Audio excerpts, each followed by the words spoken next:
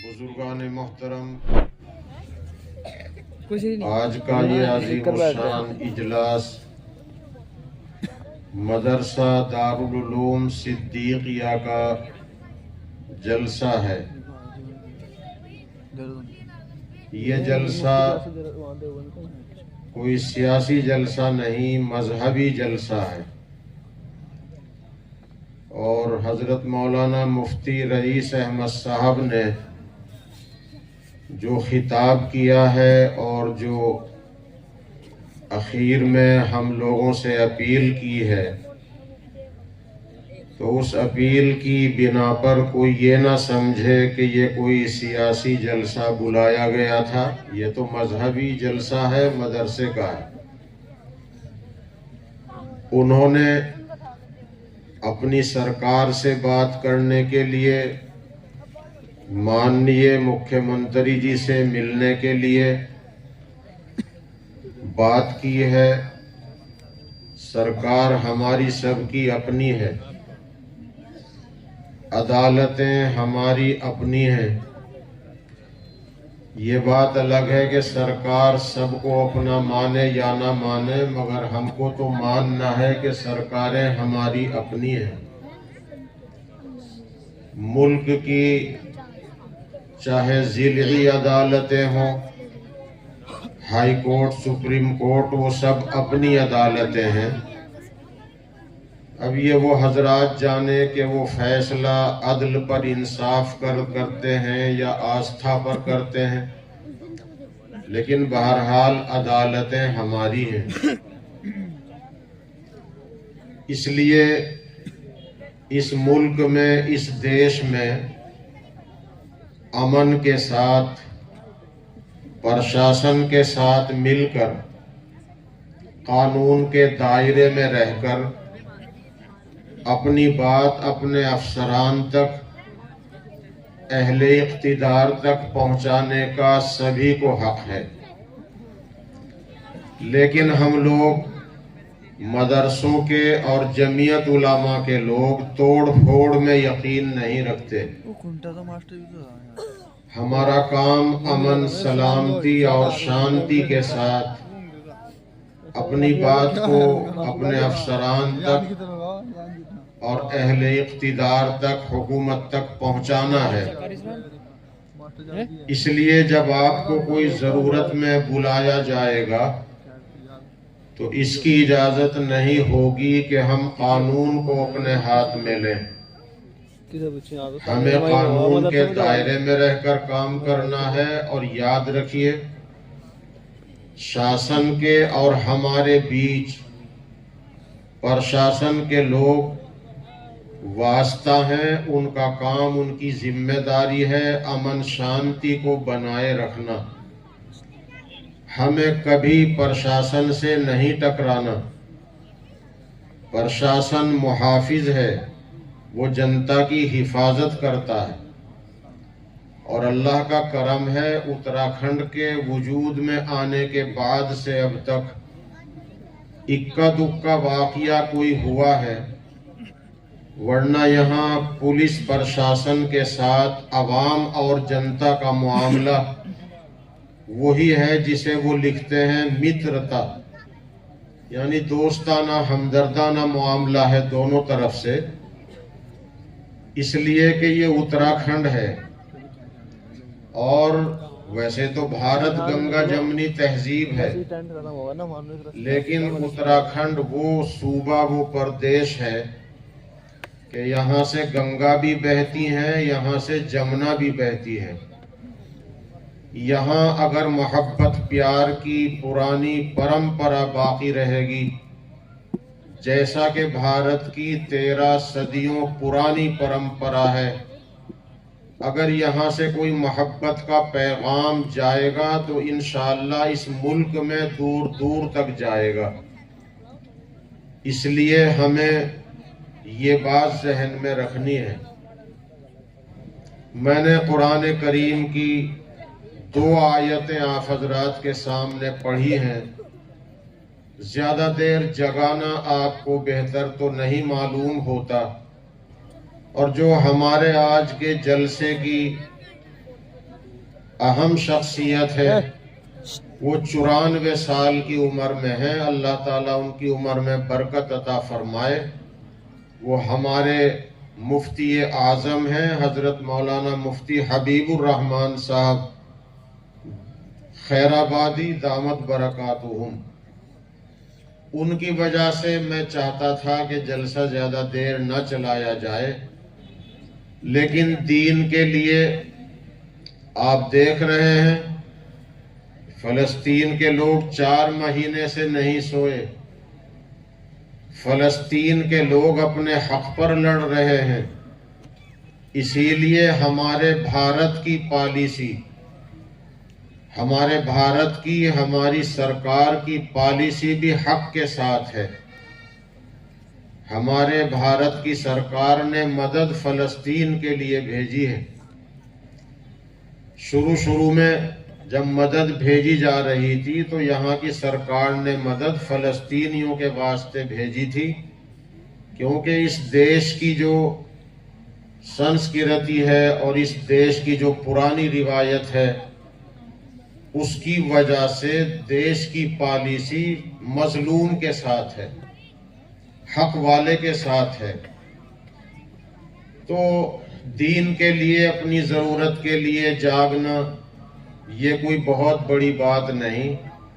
آپ اندازہ کیجئے وہ مظلوم نہتے، وہ بیچارے 4 مہینے سے کس حال میں ہیں، اللہ تعالیٰ ان کی مدد فرمائے اور ظالم کا ہاتھ اللہ پکڑ لے۔ محمد الرسول اللہ صلی اللہ علیہ وسلم جو ہمارے اللہ کے انتم سندیش داتا ہیں، آخری پیغمبر ہیں، سب سے پہلا نبی، اللہ کا پیغام اللہ کے بندوں کو پہنچانے والا، ہم سب کے ابا حضرت آدم، جن کو ہماری پرانی بھاشا میں منو کہا گیا ہے، وہ تو سورگ اور جنت سے بھارت کی سرزمین پر اتارے گئے تھے۔ وہ سب سے پہلے انسان ہیں، سب سے پہلے نبی ہیں، اور وہ ہم سب ہندو، مسلم، سکھ، عیسائیوں کے ابا ہیں۔ اسی وجہ سے ہم سارے انسان ایک ماں باپ کی اولاد ہیں، کیونکہ حضرت آدم اور ان کی بیوی، ان کی پتنی حضرت حوا، وہ ہم سب کی ماتا ہیں اور وہ ہمارے پتا ہیں۔ اسی وجہ سے ہم کہتے ہیں ہندو، مسلم، سکھ، عیسائی آپس میں ہے بھائی بھائی۔ لیکن شیطان انسان کا دشمن ہے۔ شیطان کی وجہ سے ہمارے باپ، ہماری اماں حضرت آدم، حضرت حوا کو سورگ اور جنت سے نکلنا پڑا۔ شیطان نے عہد کیا تھا کہ جس کی وجہ سے میں سورگ اور جنت سے دھتکارا گیا ہوں، میں اس کی اولاد کو جنت سے بھٹکانے کی پوری کوشش کروں گا۔ اللہ سے عہد کر کے، وعدہ کر کے چلا ہوا ہے۔ شیطان انسانوں کے پیار کو برداشت نہیں کرتا، وہ انسان کو نقصان پہنچانے کی ہر ممکن کوشش کرتا ہے۔ اللہ نے اپنی کتاب میں فرمایا ہے کہ اے لوگو، تم امن اور شانتی کے طریقے میں مکمل طور پر داخل ہو جاؤ اور شیطان کی پیروی نہ کرو۔ شیطان تمہارا کھلا ہوا دشمن ہے۔ شیطان انسان کا دشمن ہے، وہ کسی ایک مذہب والے کا دشمن نہیں، وہ تو حضرت آدم کی ہر اولاد کا دشمن ہے۔ وہ جن کو منو کہا گیا ہے، ان کی ہر بیٹی بیٹے کا دشمن ہے۔ اس لیے ہمیں اپنے دشمن کی بات پر نہیں چلنا۔ اگر انسان میں کوئی دشمنی ہوتی ہے تو آدمی اپنے مخالف کی بات پر نہیں چلتا۔ اگر مخالف نے کسی جگہ جانے کا کوئی راستہ بتایا ہے تو آدمی یہ سوچتا ہے کہ میرے مخالف نے جو راستہ بتایا ہے اس میں میرا نقصان ہوگا، اس لیے میں اس کے بتائے ہوئے راستے پر نہیں جاؤں گا، میں دوسرے راستے پر جاؤں گا۔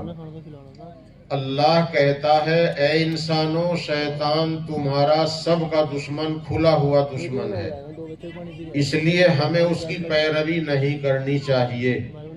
اللہ تعالی ہمیں اس کے شر، اس کے فتنے سے بچائے۔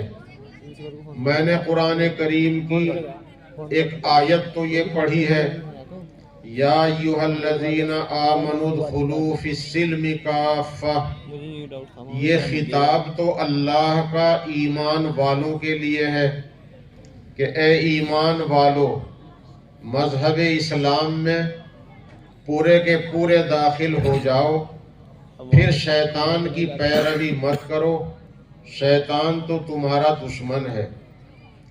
دوسری آیت میں نے وہ پڑھی ہے جس میں خطاب اللہ نے اپنے پیغمبروں کو کیا ہے، پیغمبروں کو، رسولوں کو کیا ہے۔ دنیا میں رسول کتنے آئے، نبی کتنے آئے؟ 1,00,000 سے زیادہ آئے ہیں، ان کی تعداد ہمیں معلوم نہیں، بس حدیث پاک سے اتنا اندازہ ہوتا ہے کہ 1,00,000 سے زیادہ نبی آئے۔ ہمارے بھارت میں آئے، سب سے پہلا نبی ہم سب کا پتا حضرت آدم بھارت میں آیا، ان کے بعد بھی اس بھارت میں اور اللہ کے پیغمبر آئے، بہت نیک صوفی، سنت، رشی، منی، اچھے اچھے لوگ بھارت میں پیدا ہوئے۔ یہاں پنجاب میں ایک جگہ ہے سرہند، اس کے 12 کلومیٹر کے فاصلے پر ایک جگہ بیراس ہے جس کو پہلے بلاسپور کہا جاتا تھا۔ وہاں سکھ بھائی آباد ہیں، ایک مزار بھی ہے کسی اللہ کے نیک بندے کا، اور وہاں 10 سے کچھ کم 9 یا 13 لمبی لمبی قبریں نبیوں کی بتائی جاتی ہیں۔ میں وہاں حاضر ہوا ہوں، اب یہ یاد نہیں کہ وہ کتنی ہیں، لیکن جتنا یہاں سے یہ بانس کھڑا ہے، قریب قریب اس کرسی سے لے کر وہاں تک اتنی اتنی لمبی قبریں ہیں۔ وہ بزرگوں کا مکاشفہ ہے کہ یہاں بھارت میں بھی اللہ کے پیغمبر آئے ہیں۔ ہمارے بھارت میں ہندو دھرم میں جو رام چندر جی ہیں، کرشن جی ہیں، اور بدھ مذہب میں مہاتما گوتم بدھ جی ہیں، اور اسی طریقے سے اور بھی دھرم گرو گزرے ہیں، ان کے بارے میں ہمارا قرآن یہ کہتا ہے کسی دھرم گرو، کسی پیشوا کی توہین نہیں کرنی، اپمان نہیں کرنا۔ ہمارے علماء بتاتے ہیں کہ ہو سکتا ہے اپنے اپنے زمانے میں یہ لوگ قوم کے پیشوا رہے ہوں، یہ لوگ علاقے کے اور ملت کے، قوم کے رہبر رہے ہوں، اپنے زمانے کے قوم کے رہنما رہے ہوں، اس لیے ہمیں کسی رہنما، کسی دھرم گرو کا اپمان کرنے کی اجازت نہیں۔ اس لیے ہم نے کبھی سنا بھی نہیں کہ کوئی مسلمان کسی دھرم گرو کی توہین کرتا ہو۔ اگر لوگ جے سیا رام، جے شری رام کہتے ہیں اور وہ اپنی تپسیا سمجھ کے کہہ رہے ہیں، ہمیں کیا آپتی ہے، لیکن اگر وہ کسی کو چڑھانے کے لیے کہتے ہیں، اگر ہم کسی کو چڑھانے کے لیے اللہ اکبر کہیں، محمد الرسول اللہ کہیں، تو یہ ہماری ناواقفیت اور ہماری نادانی ہوگی۔ ہم اللہ اکبر کہتے ہیں، مندر میں ایشور مہان کہا جاتا ہے، اسی طرح گرو گرنتھ کے وہ گیت گردواروں میں گائے جاتے ہیں جن میں اللہ کی بڑائی ہے۔ ہم اللہ اکبر کہتے ہیں، ہندو بھائی کہہ رہا ایشور مہان ہے، اس لیے کوئی لڑائی کی بات نہیں۔ اگر جے شری رام کوئی مسلمان کو چڑھانے کے لیے کہتا ہے، وہ ہمارا بھائی بھارت کی پرانی روایت اور اس کے اتہاس سے ناواقف ہے، ایسا نہیں ہونا چاہیے۔ یہ 13 صدی سے زیادہ گزر گئی کہ بھارت میں ہندو، مسلم، پہاڑی، پلین، سکھ، عیسائی، جین، پارسی سب پریم سے رہتے ہیں۔ ہماری تو دعا ہے کہ اللہ پاک بھارت کے جھنڈے کو بلند رکھے اور بھارت کی پرانی جو سنسکرتی ہے اور جو پرانی تہذیب، پرانی پرمپرا ہے محبت پیار کی، خدائے پاک اس کو کسی کی نظر نہ لگنے دے اور اس محبت کی پیار کی فضا کو اللہ باقی رکھے۔ تو اللہ نے کتنے نبی بھیجے؟ 1,00,000 سے زیادہ، 1,24,000، 2,24,000، یہ تعداد کوئی گارنٹڈ نہیں ہے۔ اتنا ماننا ضروری ہے کہ اللہ نے 1,00,000 سے زیادہ نبی بھیجے، سب نبی سچے تھے، اور خدائے پاک نے حضرت محمد صلی اللہ علیہ وسلم سے یہ بات قرآن کے واسطے سے کہی ہے، منہم من قصصنا علیک ومنہم من لم نقصص علیک۔ اے پیغمبر، کچھ نبیوں کا ذکر ہم نے آپ کے سامنے کیا ہے، کچھ کا نہیں کیا۔ اس کا مطلب تو یہ ہے کہ محمد الرسول اللہ صلی اللہ علیہ وسلم اللہ کے آخری پیغمبر، سارے نبیوں سے اور ساری دنیا سے زیادہ گیان اور علم رکھنے والے، لیکن یہ بات ان کو بھی اللہ نے نہیں بتائی کہ نبیوں کی اصل تعداد کتنی ہے۔ قرآن میں کہہ دیا کچھ کا ذکر ہم نے آپ سے کیا ہے، کچھ کا نہیں کیا۔ تو قرآن پاک میں 25 نبیوں کا ذکر ہے، اور حدیث پاک میں اتنے نبیوں کا تذکرہ ہے جس سے یہ بات ثابت ہوئی کہ نبی اس دنیا میں 1,00,000 سے زیادہ آئے ہیں، تاکہ انسانیت کو سیدھا راستہ دکھائیں، بھٹکی ہوئی انسانیت کو، نرک کی طرف، جہنم کی طرف جانے والی انسانیت کو اپنے اصلی گھر سورگ کا راستہ دکھائے۔ انسان کا اصلی گھر سورگ اور جنت ہے، کیونکہ انسانوں کے ماں باپ آدم و حوا سورگ سے دھرتی پر بھیجے گئے تھے، تو اصل گھر تو جنت ہے۔ اللہ تعالی ہمیں اس کا مستحق بنائے۔ اللہ نے قرآن کی اس آیت میں اپنے نبیوں کو خطاب کر کے فرمایا، اے رسولو، حلال کھاؤ اور اچھے عمل کرو۔ رسول معصوم ہوتا ہے، نبی معصوم ہوتا ہے۔ ہمارا عقیدہ ہے کہ انسانوں میں معصوم صرف نبی ہے، اللہ کی مخلوق میں فرشتہ معصوم ہے، انسانوں میں نبی معصوم ہے۔ صحابہ مغفور ہیں، بخشش کا اعلان ہو چکا۔ اولیاء اللہ محفوظ ہیں، اللہ ان کی حفاظت کرتا ہے۔ نبی معصوم ہے، نبی گناہ کے قریب نہیں جا سکتا، اور حرام کھانا گناہ ہے۔ اللہ پاک نبیوں سے کیوں کہہ رہا ہے کہ حلال کھاؤ؟ نبی تو حلال ہی کھاتا ہے، چاہے بھوکا رہنا پڑے، حرام کے قریب نہیں جاتا۔ دیکھو، محمد الرسول اللہ صلی اللہ علیہ وسلم کی ایک مرتبہ ایک صحابیہ نے، ایک مسلمان عورت نے جس کو صحابیہ کہتے ہیں، دعوت کی۔ رسول اللہ صلی اللہ علیہ وسلم نے دعوت کو قبول کیا۔ یاد رکھیے، دعوت کا قبول کرنا یہ سنت بھی ہے، واجب بھی ہے۔ ایک مومن اگر مومن کی دعوت کرتا ہے تو اس کی دعوت کو قبول کرنا یہ اس کا حق بنتا ہے۔ ہمارے ایک دوسرے کے اوپر 6 حق بتائے ہیں۔ ملاقات ہو تو سلام کریں، اور دعوت کرے تو دعوت کو قبول کرے، بیمار ہو تو حال پوچھنے جائیں، انتقال ہو جائے تو جنازے کے پیچھے جائیں، اور چھینک آ جائے الحمدللہ کہے تو ہم سننے والے یرحمک اللہ کہیں، اور جب جو چیز اپنے لیے پسند کرتے ہیں وہی اپنے دوسرے بھائیوں کے لیے پسند کریں۔ تو دعوت کا قبول کرنا ایک حق، ایک واجب ہے، مگر شرط یہ ہے کہ وہ دعوت شریعت اور سنت کے خلاف نہ ہو۔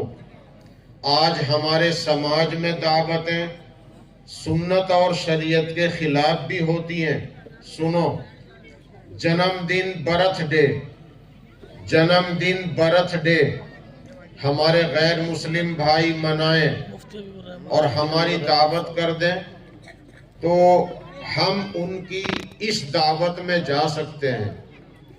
ان کی جو مذہبی چیزیں ہیں وہ ہمیں ان میں شریک نہیں کرتے، دکھ سکھ میں شرکت رکھتے ہیں، غمی خوشی میں شریک رہتے ہیں۔ مسلمان بھائی کا جنازہ ہے، غیر مسلم بھائی جنازے کو کاندھا دیتا ہے، قبر پر مٹی ڈالتا ہے۔ یہ ہے بھارت کی پرمپرا۔ غیر مسلم بھائی کا انتقال ہو گیا تو مسلمان پڑوسی اس کے گھر جاتا ہے، دکھ سکھ میں شریک رہتا ہے۔ ادھر کو دیکھتے رہو، سنتے رہو، محروم رہو گے اگر بات چھوٹ گئی۔ حضرت تو اسٹیج پہ ہی تشریف لا رہے ہیں، اس عمر میں بھی وہ آپ کی محبت میں یہاں تشریف لائیں، سب کو دیدار ہوگا۔ برتھ ڈے خالص ایک رسم ہے آپ کی۔ اگر کوئی مسلمان برتھ ڈے منائے جائز نہیں، اس کی دعوت کو قبول کرنا جائز نہیں۔ غیر مسلم بھائی مناتا ہے، وہ مناتا ہے، اگر ہمیں بھی بلائے گا ہم بھی چلے جائیں گے، لیکن ان کی مذہبی چیزوں میں وہ ہمیں نہیں بلاتے، ہم انہیں اپنی مذہبی چیزوں میں شریک نہیں کرتے۔ عید میں، تہوار میں، غمی میں، خوشی میں سب ایک دوسرے کے ساتھ رہتے ہیں، رہنا چاہیے۔ اس سے آپ نے سمجھا کہ برتھ ڈے آپ کے لیے جائز نہیں۔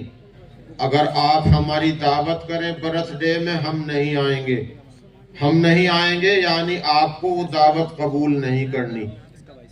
اسی طریقے سے مرنے والے کا انتقال ہو گیا، دوسرے دن، تیسرے دن، 10ویں دن، 40ویں دن کھانا بن رہا ہے، ہم رشتہ داروں کی دعوت کر رہے ہیں، ہم محلے والوں کی دعوت کر رہے ہیں۔ میت کو دفنانے کے بعد، ایک دن کے بعد کبھی بھی جو کھانا بنے گا وہ کھانا صدقہ ہے۔ صدقہ صرف غریبوں کے لیے ہے۔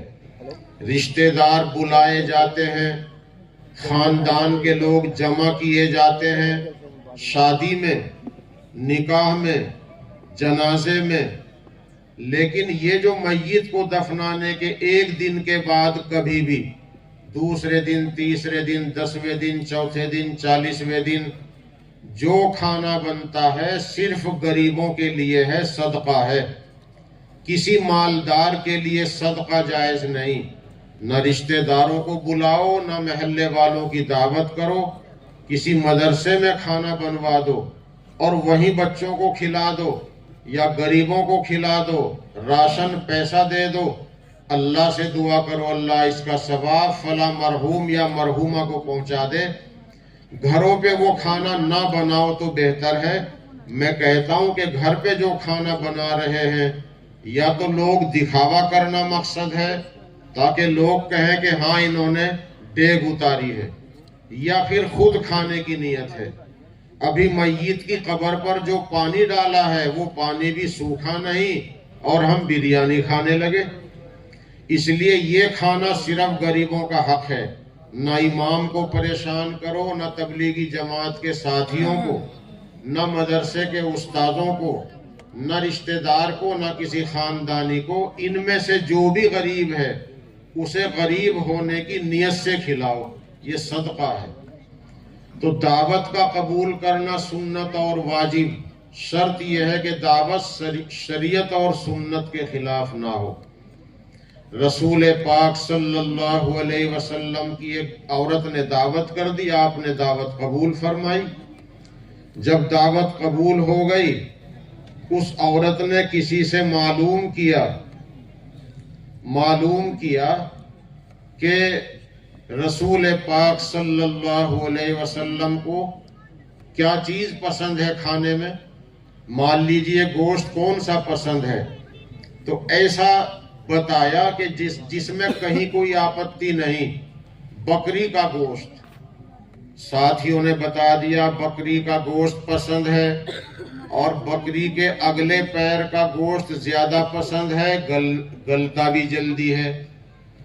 اس عورت نے محلے میں سے بکری خریدوائی اور شوق سے بکری کو ذبح کرا کے گوشت بنایا۔ رسول پاک صلی اللہ علیہ وسلم تشریف لائے، کھانا پیش کر دیا۔ نبی اکرم صلی اللہ علیہ وسلم نے پہلا لقمہ منہ میں رکھا تو آپ نے بوٹی چبائی تو نگلی نہیں جاتی۔ آپ نے کہا یہ بوٹی مجھے یہ بتا رہی ہے، کیونکہ نبی کے ہاتھ میں تو پتھر بھی بولا۔ قوم کے ایک چودھری نے کہا بتا میری مٹھی میں کیا ہے؟ مٹھی میں پتھریاں تھی۔ تو حضرت محمد صلی اللہ علیہ وسلم نے کہا میں بتاؤں کیا ہے یا تیرے ہاتھ کی چیز بولے کیا ہے؟ تو ان پتھریوں میں سے آواز آ رہی، اشہد ان لا الہ الا اللہ و اشہد ان محمد رسول اللہ، میں گواہی دیتی ہوں اس بات کی کہ سوائے اللہ کے کوئی معبود نہیں، پوجا پاٹ کے لائق کوئی نہیں سوائے ایک پرمیشور اللہ کے، اور میں گواہی دیتی ہوں کہ حضرت محمد اللہ کے رسول ہیں۔ یہ آواز پتھر میں سے آ رہی ہے۔ تو جانور بولے، مٹی بولی، پتھری بولی، نبی کے منہ میں لقمہ بول رہا ہے۔ آپ نے بتایا یہ لقمہ مجھے بتا رہا ہے کہ میں مالک کی اجازت کے بغیر پکایا گیا ہوں۔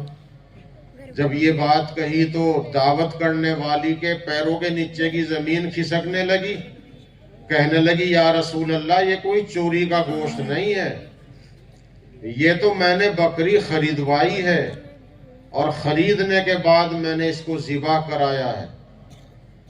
لیکن رسول اللہ صلی اللہ علیہ وسلم نے کہا میرے سے تو نگلی نہیں جا رہی، اور یہ یوں کہہ رہی ہے کہ بغیر مالک کی اجازت کے پکی ہوں۔ تو تحقیق کے بعد، انکوائری کے بعد پتہ چلا کہ بکری جس گھر سے خریدی گئی تھی، بکری بیچ دی تھی عورت نے، اور مالک تھا مرد۔ بہت سارے سامان کا مالک مرد ہوتا ہے، بہت سی چیزوں کا مالک عورت بھی ہوتی ہے۔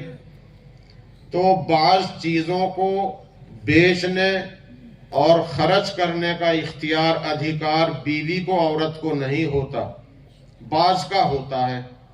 لیکن اگر بیوی کو یہ اندازہ ہے کہ اس کام کے کرنے پر، اس مال کے خرچ کرنے پر میرے شوہر کو ناراضگی، آپتی نہیں ہوگی، تو شرعاً اس کے لیے اس کو خرچ کرنے کی اجازت ہے، گناہگار نہیں ہوگی۔ یہ بکری کوئی ایسی چیز نہیں تھی کہ شام کو شوہر آئے اور اسے پتہ نہ چلے۔ اگر یہ ایسی چیز ہوتی جیسے گھر میں سے گیہوں اٹھایا بیچ دیا، چاول اٹھائے بیچ دیے، تو شوہر کو پتہ نہیں چلے گا، ایسا کام کرنا جائز نہیں۔ لیکن بکری تو سامنے رہنے والی چیز ہے، عورت کو یہ اندازہ ہوگا کہ شوہر شام کو آئیں گے، بکری نہیں دیکھیں گے تو معلوم کریں گے کہاں گئی۔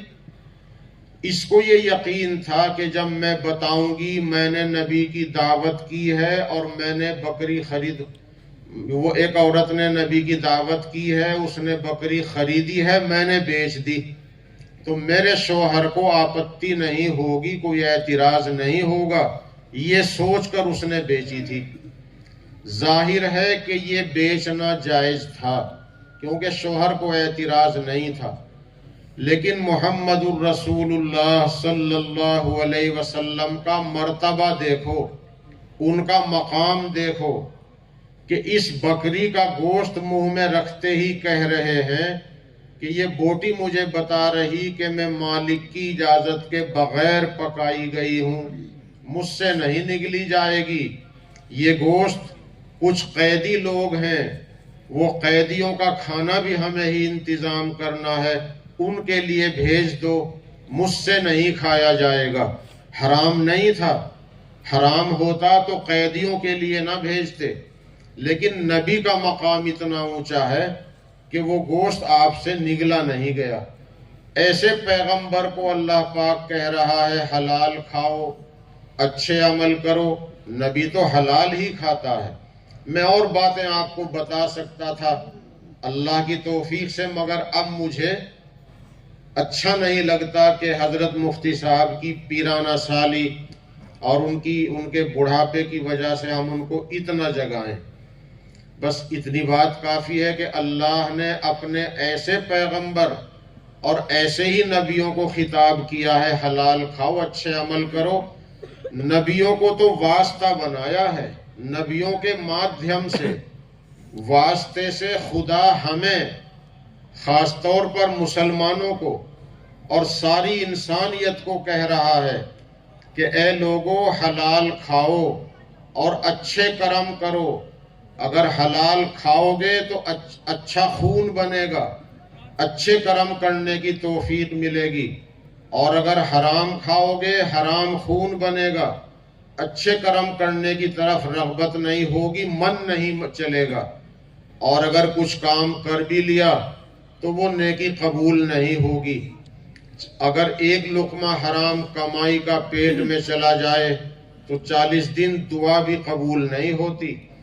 اس لیے میرے پیاروں اور بزرگوں، اپنی کمائی پر توجہ دیں، دعوتیں قبول کریں، دعوت کریں وہ جو سنت و شریعت کے خلاف نہ ہو۔ اسی طریقے سے بہت ساری باتیں ہیں کہنے کی، ضرورت کی، مگر اب حالات کا تقاضا یہ ہے کہ بس میں اب بات اپنی لمبی نہ کروں۔ اللہ تعالیٰ موقع دے گا، نہیں تو ابھی یہ مہینہ گزرا ہے رجب کا، اس کی 22 تاریخ میں کچھ لوگ کنڈے بھرنے کی رسم اپناتے ہیں۔ کنڈے بھرنا، اس میں دعوتیں چلتی ہیں، اور یہ نہیں معلوم کہ کنڈے بھرنے کی وجہ کیا ہے۔ رسول پاک صلی اللہ علیہ وسلم کے ایک صحابی حضرت معاویہ، صحابی کے بیٹے، ولیوں کے ولی، کیونکہ ولیوں میں سب سے بڑے ولی صحابہ ہیں، نبی صلی اللہ علیہ وسلم کے ساتھی۔ ان میں حضرت معاویہ بھی ہیں، رسول اللہ کے سگے سالے نسبتی بھائی ہیں، صحابی کے بیٹے ہیں۔ ان کی وفات ہوئی تھی رجب کی 22 میں۔ شیعہ حضرات نے ان کی دشمنی میں ان کی وفات پر خوشی منانے کے طور پر یہ کنڈے بھرنے کی رسم ایجاد کی تھی، مگر اپنے چالاک پن کی وجہ سے، تاکہ سنیوں کو پتہ نہ چلے اور یزید کو خبر نہ ہو۔ یزید نے تو بڑی سختی، بڑے ظلم کیے ہیں۔ یزید صحابی نہیں تھا، ولی نہیں تھا، البتہ مسلمان تھا۔ تو یزید کے گورنر حجاج نے بھی بہت کچھ پاپ کیے تھے، لیکن یزید کا جو کام ہے وہ ان کے باپ کے سر پر نہیں مڑھا جا سکتا۔ شیعہ حضرات نے ان کی وفات کی خوشی میں یہ رسم ایجاد کی، پھر اپنی چالاکیوں کی وجہ سے مشورہ کر کے یہ بات چلائی کہ ہم رجب کی 22 تاریخ میں امام جعفر صادق رحمت اللہ علیہ کی فاتحہ کرتے ہیں، تاکہ سنی لوگ بھی فاتحہ کے نام پہ کنڈے بھرتے رہیں۔ یہ ہے وہ چیز، میں آپ کو تفصیل سے بتاتا، اور میرا ارادہ تھا کہ آنے والی شب برات کی حقیقت کا آپ یاد دلاتا، پہلے سے آپ جانتے ہیں، یاد ہو جاتی، مگر حالات میں نے کہہ دیا ہے۔ قاری ساجد صاحب نے تو ایک لسٹ مجھے دی تھی کہ اس بارے میں قوم کی رہبری کرنی ہے۔ اللہ زندگی سلامت رکھے، انشاءاللہ پھر ملاقات ہوگی، حاضری ہوگی۔ یہ جو حفاظ کرام ہیں، ان کے سر پر دستار بندھے گی، دعا ہوگی۔ ایک سوال آیا ہے کہ حافظ قرآن کے گلے میں پھول مالا ڈالنا کیسا ہے؟ تو پھول مالا ڈالنے کی گنجائش تو ہے، لیکن نہ ڈالنا بہتر ہے، اور روپے کا ہار ڈالنا جائز نہیں، نہ دلہا کے گلے میں نہ حافظ قرآن کے گلے میں۔ روپے کا ہار ڈالنا جائز نہیں، کبھی کبھی پھول کی مالا ڈال سکتے ہیں، نہ ڈالنا بہتر ہے۔ اور یہ بچے ماشاءاللہ ان اپنے بچہ ہونے کی حیثیت سے تو اپنے اپنے باپ کے لڑکے ہیں، لیکن حافظ قرآن ہونے کی حیثیت سے پوری قوم کے بچے ہیں۔ اس لیے مفتی رئیس صاحب نے تو 10,000 سے کم کا سوال نہیں کیا، لیکن آپ سے تو سوال 100 روپے کا، 10 روپے کا، 1000 کا، 2000 کا، 5000 کا بھی کرنا تھا، کیونکہ بڑے پیسے میں برکت غریب کے تھوڑے پیسے سے ہوتی ہے۔ اور یہ ضروری نہیں کہ ان میں سے ہر بچے کا باپ مالدار ہی ہو۔ مالدار آدمی تو اپنے بچے کو مدرسے کی تعلیم زیادہ تر پڑھاتا بھی نہیں، وہ قدر نہیں جانتا۔ اس لیے یہ تو پوری قوم کے بچے ہیں، ان کے علم میں پوری قوم کا حصہ ہے جنہوں نے چندہ دیا ہے۔ انشاءاللہ قیامت کے دن یہ سب کے لیے سرخروئی کا ذریعہ بنیں گے۔ ان بچوں کے ان حفاظ کے باپ یہ نہ محسوس کریں لو جی ہمیں کھڑا کر کے کوئی رسوا کر رہا تھا، وہ تو آپ کو شاباشی دینے کے لیے مانگ رہے تھے، اور انہوں نے یہ کہا بھائی جیسی ہمت ہو خود بتاؤ۔ یہ بات الگ ہے، بھائی نے حوصلہ کر کے 21 کہہ دیا، کم زیادہ کہہ دیا، مگر کسی پر جبر نہیں کیا۔ باقی آپ سب ان کو اپنا بچہ سمجھیں، ان کے علم میں سب کا حصہ ہے، مدرسے کی امداد کریں۔ اگر 2,000 1,000 آپ سے مانگا جاتا تو شاید یہاں ڈھیر لگ جاتا۔ انہوں نے سمجھا ٹائم کم ہے، دوسرے مقرر کا بیان بھی ہونا ہے۔ اللہ تعالیٰ اپنے فضل و کرم سے ہم سب کو قبول فرمائے اور ہماری مجلس کو قبول فرمائے۔ باتیں بہت ساری تھی، میں بھول بھی گیا اور وقت بھی اجازت نہیں دے رہا، اور پرمیشن والوں کا بھی تقاضا یہی رہے گا کہ جلسہ آدھی رات سے پہلے پہلے ختم ہو جائے۔ پرشاسن والوں کے ہم شکر گزار ہیں کہ وہ ہماری رکشا سرکشا کے لیے کام کرتے ہیں۔